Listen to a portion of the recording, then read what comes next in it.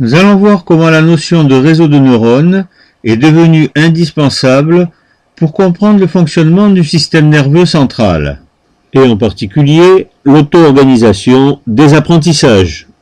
C'est évidemment capital pour le rééducateur qui utilise les protocoles basés sur l'auto-organisation des mouvements, puisqu'on a ici un élément qui permet de comprendre comment ça marche.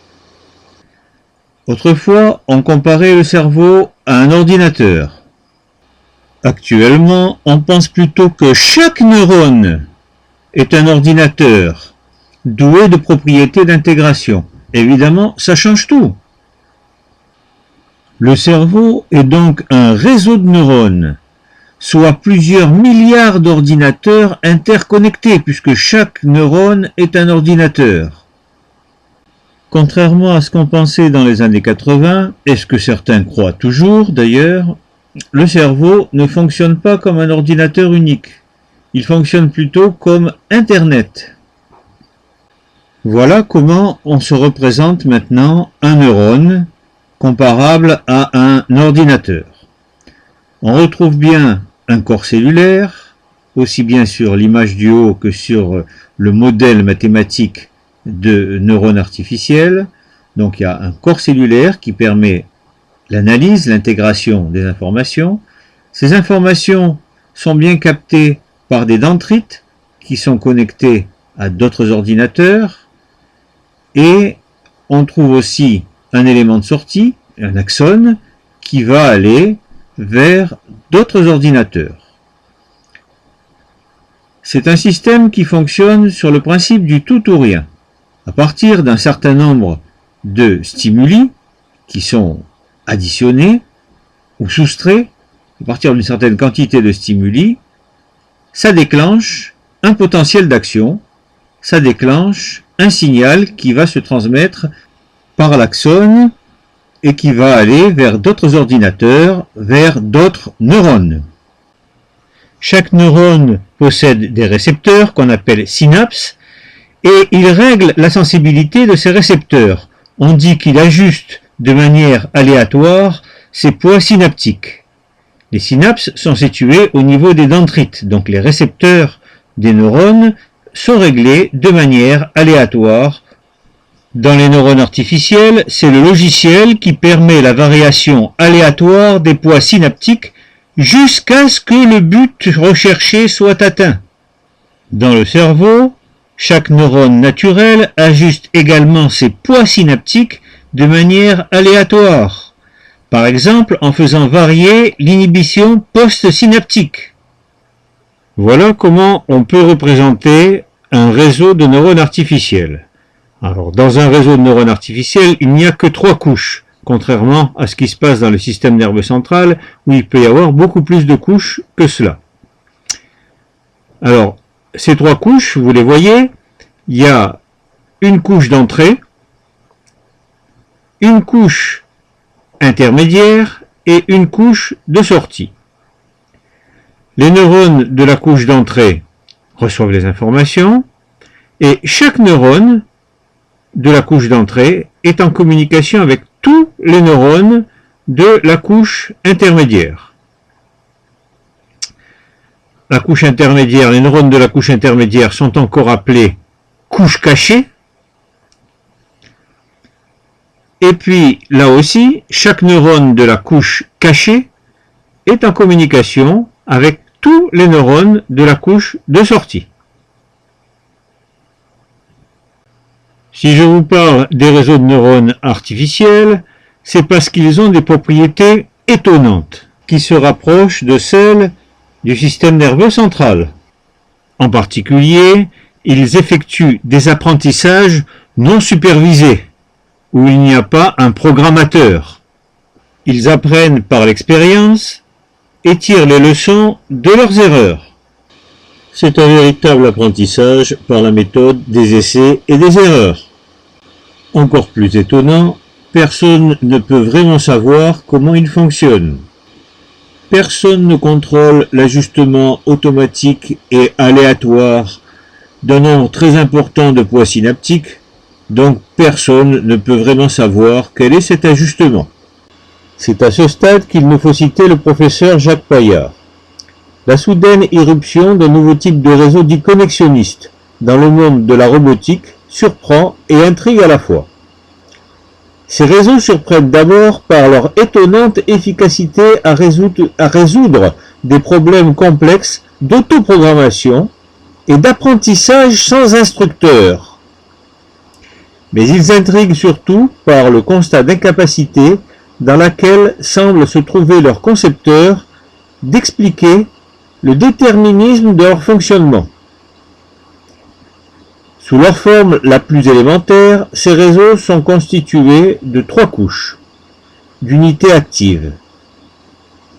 On retrouve ça dans Jacques Paillard, l'intégration sensorimotrice et idéomotrice, dans le traité de psychologie expérimentale qui a été mis en ligne par Régis Petit, qu'on retrouve facilement sur Internet. Voilà les schémas de Jacques Paillard que vous retrouverez dans cet article, et on voit très bien les 3 couches, la couche d'entrée, la couche intermédiaire d'unité cachée et la couche de sortie de ce réseau de neurones, avec en haut le schéma qui indique qu'il s'agit d'une action non linéaire qui fonctionne sur le principe du tout ou rien. Nous allons voir un exemple d'utilisation des réseaux de neurones artificiels, la séparation aveugle de sources en acoustique sous-marine. Imaginez un sous-marin au fond de la mer, et il a 2 microphones, un à l'avant, un à l'arrière, et il entend le bruit d'hélices de bateaux qui passent en surface.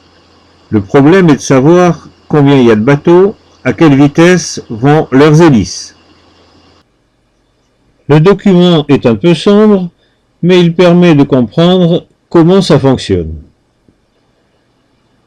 Il s'agit d'un exemple d'apprentissage non supervisé, la séparation aveugle de sources. À partir des 2 hydrophones, on voit ce mélange de sons que l'on obtient et qui sont complètement incompréhensibles.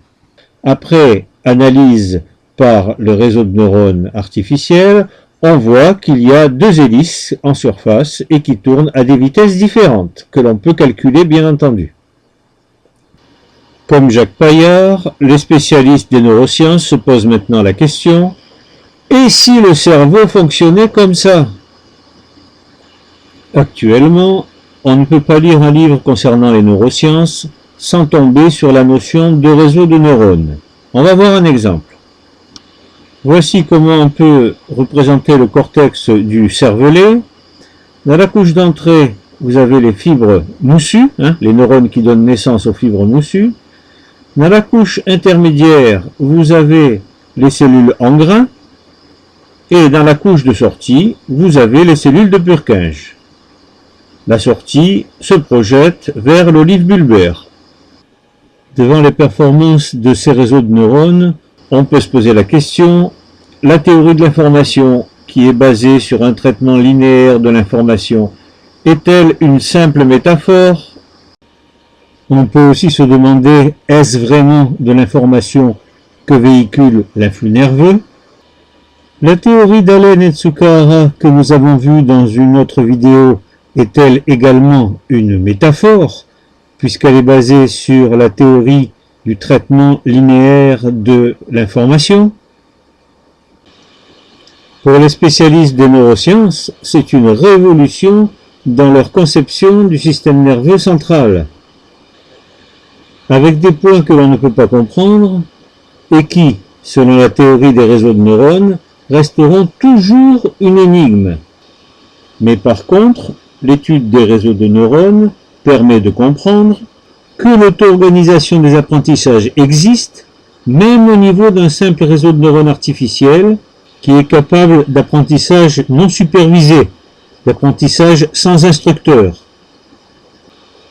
On comprend également beaucoup mieux que le cerveau humain qui possède de nombreux réseaux de neurones est encore plus efficace qu'un simple réseau de neurones artificiels pour apprendre par essai-erreur et auto-organisation, en particulier en ce qui concerne l'auto-organisation des mouvements lors d'un apprentissage moteur ou sensorimoteur.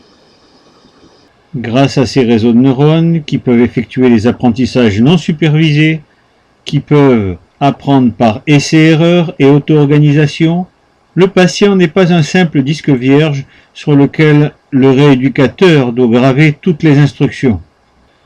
C'est non seulement inutile, mais la plupart du temps contre-productif d'indiquer à un patient comment il faut marcher sans boiter. Il va trouver tout ça grâce à ses réseaux de neurones par auto-organisation des mouvements.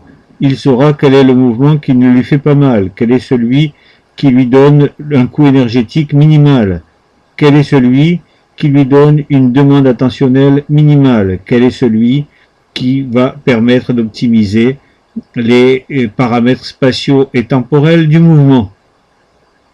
Pour les mêmes raisons, on sait qu'il est inutile et même contre-productif d'indiquer au patient comment il faut qu'il balance les bras au cours de la marche.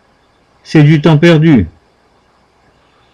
Grâce au réseau de neurones, c'est la quantité de pratique qui va améliorer la qualité gestuelle par auto-organisation. En répétant plusieurs fois une activité motrice, le sujet va choisir tout seul les gestes qui entraînent le minimum de douleur lors des mouvements. Et ça, on ne peut pas aller contre.